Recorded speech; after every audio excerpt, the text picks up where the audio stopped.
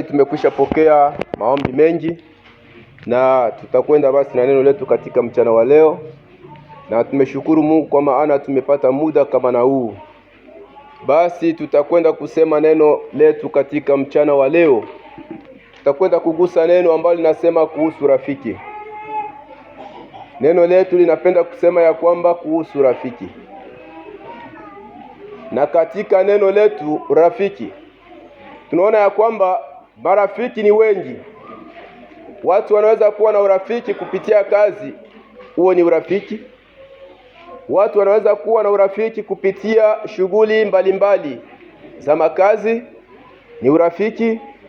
Watu wanaweza kuwa na urafiki kupitia muda walivyoishi pamoja, wala undugu, pia ni urafiki. Yaani tukisema urafiki unakuwa katika njia sana.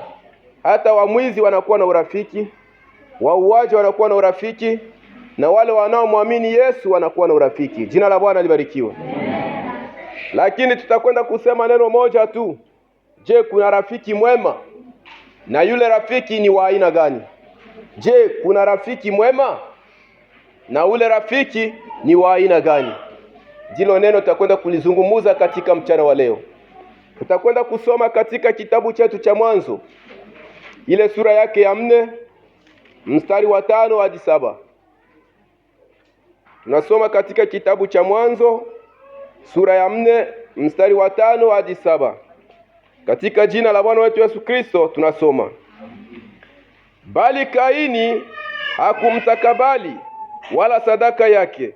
Kaini akaghadhabika sana, uso wake ukakunjamana.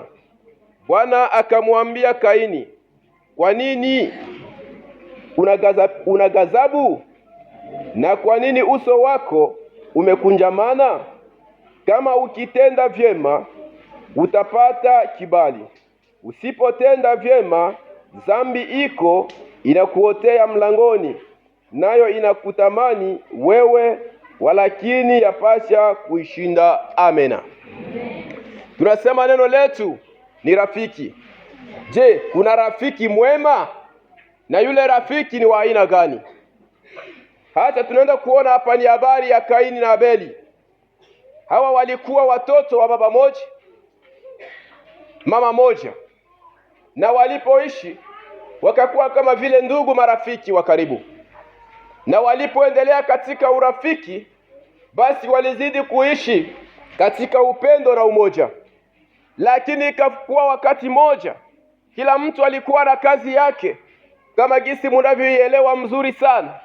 Kaini akashikilia kazi yake ya ulimaji, na Abeli akashikilia kazi yake ya ufugaji. Na ikafika wakati moja walikuwa na desturi ya kwenda kumtolea Mungu sadaka. Basi Kaini akabeba sadaka akatoa, na Abeli naye vile vile akabeba sadaka akaenda kutoa. Na wakati alipokwenda kutoa, Mungu akaanza kufurahiwa na sadaka ya Abeli. Na wakati alipoifurahia, moja kwa moja Kaini akashikwa na roho ya chuki. Kaini akashikwa na roho mbaya. Neno letu linasema ya kwamba, je, kuna rafiki mwema? Na huyo rafiki ni wa aina gani? Wakati Kaini alipojawa na moyo wa chuki ndani ya rafiki yake, ndugu yake, akaanza kuwaza maneno mabaya. Akaanza kufikiria mengi juu yake. Akashindwa kufikiria nifanye nini hatua ili na mimi Mungu apate kunikubali. Akaanza kufikiria ajili ya ndugu yake. Jina la Bwana libarikiwe. Akaacha kufikiria nini nifanye ili Mungu apate kunifurahia. Na hapo Kaini akakuwa na moyo mbaya ambayo alikuwa anaanza kuwaza juu ya ndugu yake. Na ndipo maana tulipenda kusema ya kwamba kuhusu neno rafiki mwema ni nani. Yawezekana unaweza ukaishi katika maisha tunayokuwa nayo leo, utajua labda huyu ni rafiki kabisa wa ndani. Mimi nimeshukuru sana kwa maana nimeona mahubiri yangu tayari yamekwisha hubiriwa. Isingelikuwa kama ni kuandaa, ningelikaa chini. Sababu hao waimbaji nyimbo zao 3 za kwanza ni mafundisho yangu yote imeisha. Na wakati mwangalizi alikuja akayakamilisha. Jina la Bwana libarikiwe. Nikaona ya kwamba mkono wa Bwana utatenda, maana wote wamekwisha nihubiri tu. Yawezekana tulilala pamoja, tukaandaa pamoja. Jina la Bwana libarikiwe. Sasa unaweza kujua namna gani rafiki mwema. Kaini alikuwa na Abeli kama vile ndugu yake, tena rafiki yake wa karibu. Lakini ona jinsi aliposhikwa na roho ya shetani. Wakati alipoanza kuwaza, akashindwa kuwaza nifanye nini ili Mungu apate kunikubali. Lakini akaanza kuwaza nifanye nini ili nipate kuangamiza ndugu yangu. Jina la Bwana libarikiwe. Yawezekana hata na wewe leo katika maisha tunayoyaishi, unajua huyu sana kuwa ni rafiki yako wa karibu. Unafikia hatua hata ya wewe kujifungua, ya wewe kujitia wazi kwake na kujua kama yeye ni rafiki yako. Lakini ujue kuna maneno mawili yanatembea sambamba. Kuna neno rafiki na mnafiki, jinapishana tu, ni herufi moja. Ukiangalia vizuri jinsi inaandikwa, utaona halina utofauti sana.